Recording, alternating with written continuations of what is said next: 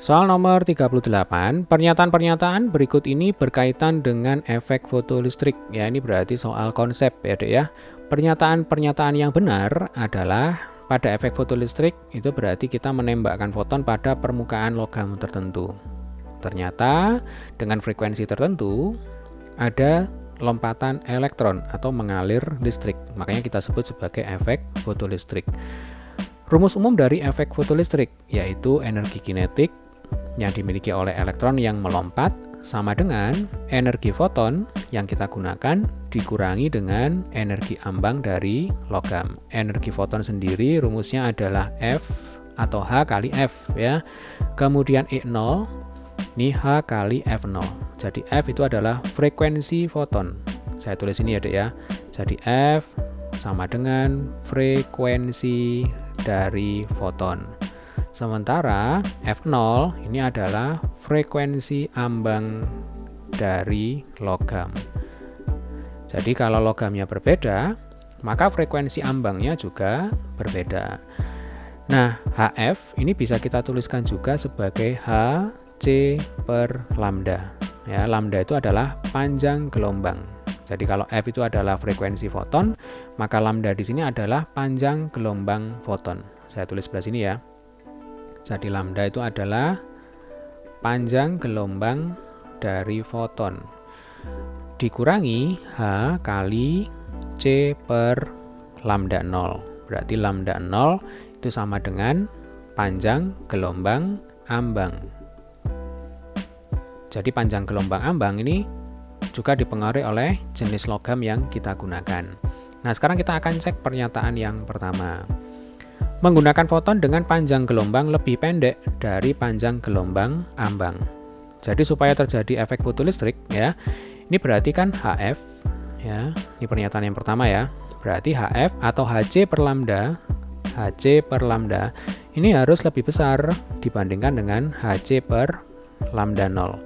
Nah, karena lambda ini letaknya di bawah tanda per ya, maka supaya tandanya lebih besar, maka pembaginya ini harus lebih kecil ya, Dek ya. Jadi lambda itu harus lebih kecil dibandingkan dengan lambda 0. Atau dengan kata lain, panjang gelombang foton yang kita gunakan harus lebih pendek dibandingkan dengan panjang gelombang ambang.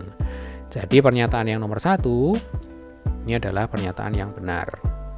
Sekarang kita ke pernyataan yang kedua. Menggunakan logam dengan nilai ambang yang kecil. Saya pakai warna merah ya biar kelihatan. Energi ambang itu adalah E0. Berarti supaya terjadi efek fotolistrik ya, berarti yang kedua, maka energi foton itu harus lebih besar dibandingkan dengan energi ambang. Dengan kata lain, energi ambangnya itu harus lebih kecil dibandingkan dengan energi foton.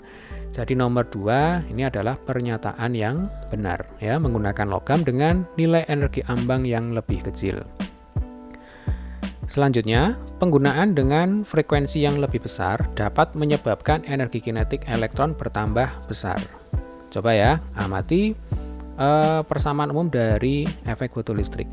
EK sama dengan energi foton dikurangi E0 ya, atau EK sama dengan HF dikurangi HF0. Jadi kalau frekuensinya ditambah atau frekuensinya besar, maka logikanya energi kinetiknya juga akan bertambah besar. Jadi nomor 3 ya, EK itu sama dengan HF dikurangi HF0.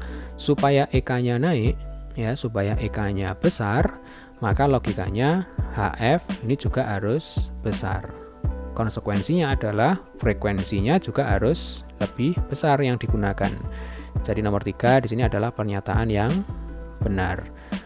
Selanjutnya, banyaknya elektron yang lepas dari permukaan logam bergantung pada frekuensi cahayanya.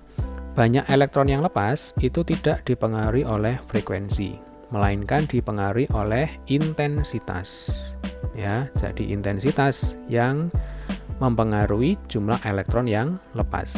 Kalau frekuensi itu hanya mempengaruhi energi kinetik atau kecepatan gerak dari elektron yang loncat. Jadi nomor 4 ini adalah pernyataan yang salah. Nah, maka nomor 38 jawaban yang benar adalah 1, 2, dan 3. Jadi yang B.